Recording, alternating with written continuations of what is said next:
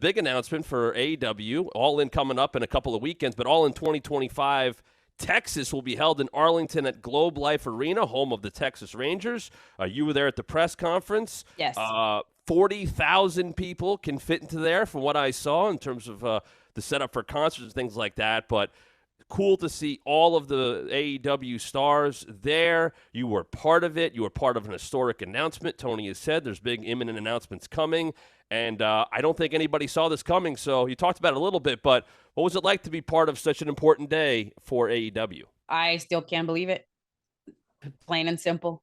Again, going there and just visiting and just being like, oh, this is so cool. Paying $50 to go in and do a tour, and now you just go there and you're about to like possibly have a match in a huge arena like this and a stadium, and it's going to be the first time that we do this in the United States. Is huge, and not only for AEW but also for the city, because the speech that Tony was mentioning yesterday, there is a huge historical marker here in Texas in terms of wrestling, the Von Erichs, the Rhodes, all the territories that exist here, and wrestling is Huey Herman's bike huge. is in the basement of the Alamo. All the important stuff.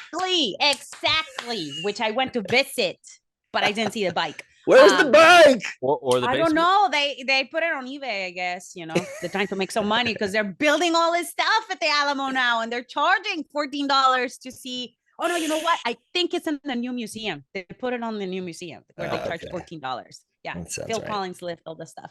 But anyways, it's huge. It's huge for the city of Arlington. It's huge for historically in Texas, and just bringing this to the state. And Tony's very big on history and wrestling and lucha libre and everything. And I think that's one of the main reasons why he made this decision, because he could have been anywhere else. He could have done it for Christ's sakes, he has a stadium himself. He could have done it in Jacksonville, but he decided to do it in Texas. Why?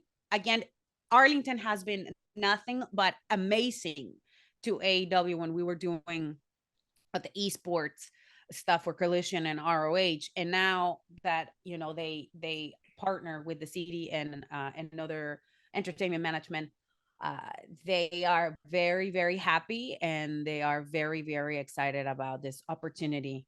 And I am personally, as a wrestler and as someone that has been working for AEW for 4 years, I'm very, very happy. I'm about to go to All In this week. It booked or not, I always love to be part of it. It's something different. I like to be with the fans. I like to have the feel of things that are there, because again, we live such an amazing lifestyle that when I tell you that I was on the floor, on the field, just looking at everything, I was like, I can't believe I'm here. This is freaking amazing. So there's a cool connection for you with that. Nick, have you had those connections? Has there been like a place that you never thought you'd get to go to or wrestle at and go, oh, wow, wait, hold on. This is for Nick now. I can enjoy this as me. I'm trying to. There's a couple times I was sent on PR, like after WrestleMania. I remember this, and they sent me. They go, "Hey, we have an after WrestleMania tour," and this is probably 10 years ago or something. And I found out that possibly the tickets weren't going that great mid WrestleMania week. So instead of that one loop a year where everyone goes home for 5 days or 6 days, they sent me to Bucharest, Romania, and Istanbul, Turkey, to promote that tour. What would be the week afterwards. And so I went there. I was like, okay, I did nonstop PR tour. Like it's fun. It's cool. You're representing the company, but it's, it's 12, 14-hour days where you're just saying the same promos and talking to different people, walk around the streets. So we get it over with. And then because of something weird happens, like, I don't know if that's the eruption of a volcano or something, but we end up not finishing this tour. And then 3 years later, we go back to Bucharest, Romania. And I'm beloved by everyone in the crowd because I was the one. They hadn't been there in 10 years, and we had done PR for 72 consecutive hours with the entire country, and before moving on to do some other stuff. So I am a career-long bad guy, and we get there to open the show, and I want to say it's me versus Loki, whatever his WWE name was, and he comes out, and they're like, "Yeah, whatever. We don't really know." And then I come out and the place erupts. And I'm like, what? And I just see, this is so funny. I see signs everywhere, and it's just like, DZ, we're with you, whatever. I go, what the hell happened? And I go, I don't know what's up. I'm like, oh, it's cool to be over. Like, why are they cheering for me? And I slowly, as I do my entrance, do some stuff, someone in the crowd is, I'm like talking some trash to somebody, and they're like, I'll never forget, you came to my coffee shop, and someone's like, and I go, oh no, I did nonstop PR for this show, but it was like 3 years ago, and I'm a bad guy. I was a bad guy then, but just, I would have been, they would have known me a little bit better, but not everybody just on the internet at all times and all those things. It's 10 years ago. They weren't always on the internet. And I get in the ring, and I've never seen this before. I've been in New York, fought Cena, and like the entire crowd's cheering for you, but they're just cheering against Cena, whatever. That's so fun. This was like people cheering for me and signs everywhere, and I'm dying laughing. And I go, man, all right, hang on. So I tell Loki, I go, let me try something. I go into the crowd, I rip a sign, place erupts. All right, okay. We get in the ring. I fake a tie up and duck out like I'm a coward and back off. And they boo Loki for like getting in my face. I go, let me try one more thing. I talk a bunch of trash on the microphone and kick him in the guts, and the place erupts. And I go, sorry, kid, we got to switch it tonight. Whatever. We switch it around. We do everything. I have no idea how to do what we call in the biz a comeback. Which is the good guy doing all his moves. And all I remember is like Jerry Lawler and Andy Kaufman from 40 years back. And so I just do I punch him a couple of times and beat him up. And then I do this big windmill arm. Oh, like I fake like I pulled down the straps and do a huge windmill arm and hit him. And that's the big exclamation point on the end of the comeback, and I jump on top. The whole place goes 1, 2, oh! And I will never forget this like throwing together cold match that opens the show, just because I had gone and done the PR. But by the way, that was a segue into Bucharest, Romania is beautiful. The people, the structure, everything. I was there. Like, you're rarely somewhere like we're like, oh, how was Germany? Like, well, we got off the airplane, went to the arena, and there was a gym at the hotel, and we got back on the plane.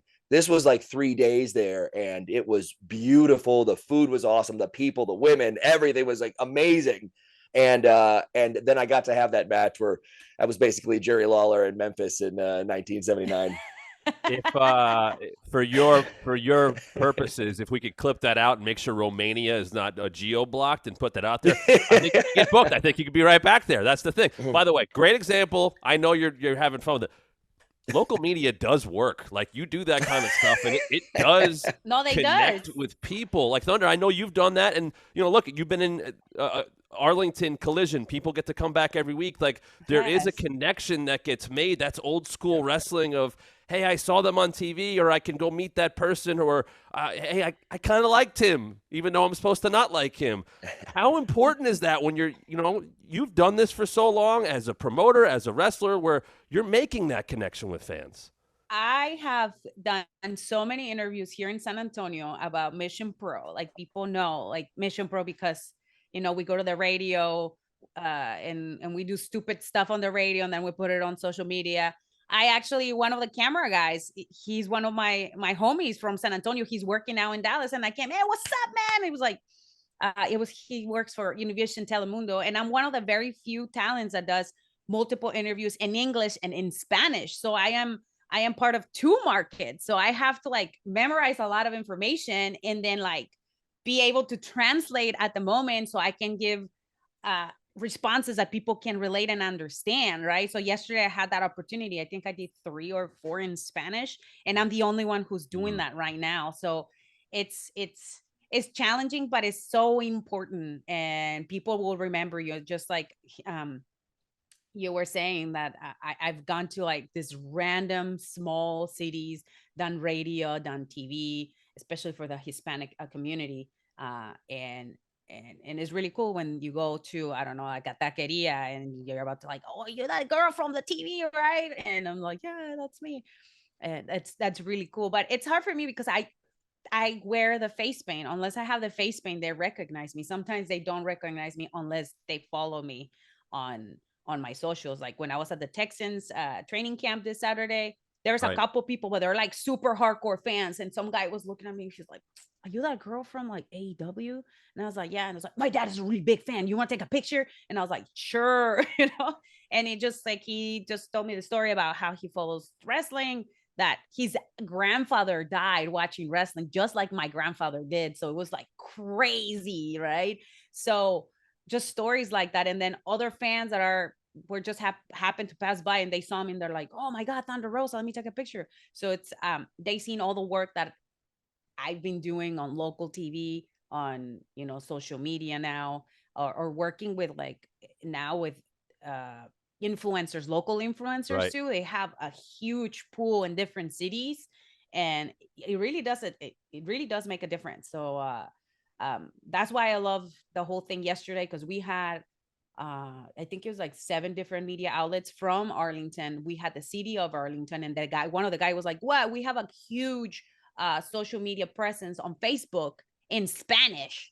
Can you please talk to us in Spanish?" And I was like, absolutely. So I mean, we are very, very excited. Me as a Texan, me as somebody that has made huge moments in Texas, I'm very excited. And another thing that I wanted to mention, that this picture goes really hard, is Athena, Mercedes, and Swerve.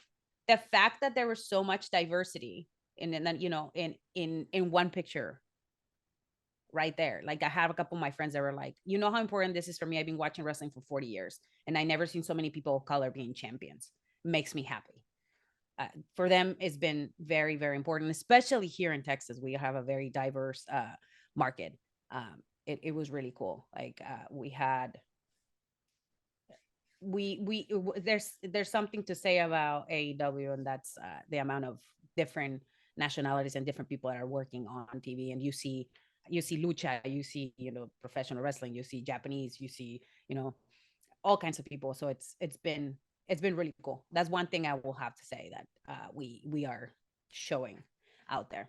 I can see it. You can feel it. I felt the excitement yesterday, and the fact that you provide even more value to connect with, other audiences and demographics, especially in that area, is huge. And I know you'll be motivated to be on that card next year, especially coming off of what you just did, as will many, as that's what it should be.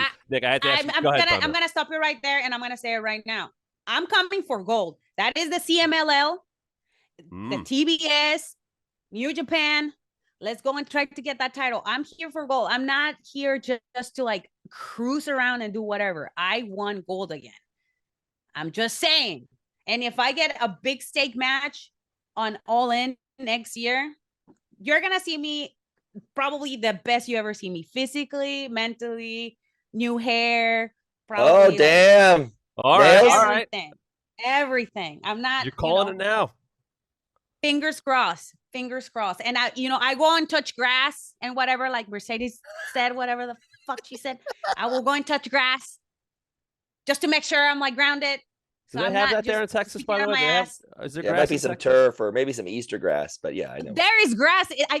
There is grass in front of my house, and I have fucking rocks. And there shouldn't be no grass. So yeah, there is grass. Right. I was just checking. I haven't seen it very often. I see a lot of dirt out there. No, I get it. I just didn't know if it could grow. They have to grow it in the stadium. It makes sense. So anyway, 11 months from now, it's a month earlier next year. All in Texas. Bring your fans, cool it down. Thunder will be on the show, looking completely different, and a huge high stakes match. Direct flights, baby. And it's all going to be going down.